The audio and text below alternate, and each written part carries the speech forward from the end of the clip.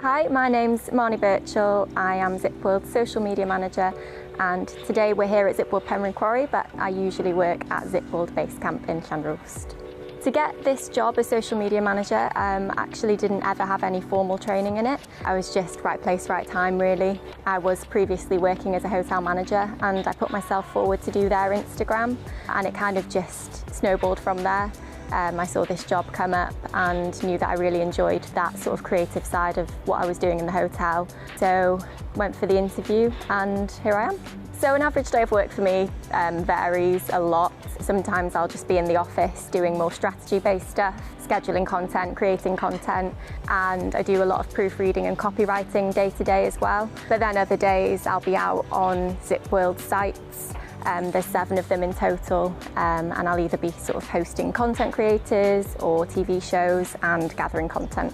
A career highlight for me, there's been a few. It's always nice to sort of meet celebrities and host them, but more recently I did a campaign for our new Aero Explorer adventure, and that reached over 70 million organic views, so I'm really proud of that, so that's definitely a career highlight.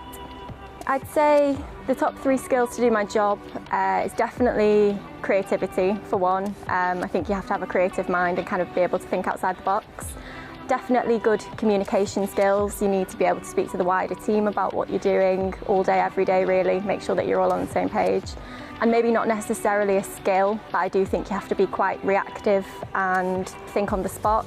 Especially with my job, trends come and go so quickly, you kind of need to be able to adapt to them and think about how you can sort of tailor what you're doing to a new trend. My favourite thing about doing my job in North Wales is that it's a really lovely location to work. We're in the middle of the mountains, so it kind of lends itself to really good content, and I get to work in this every day.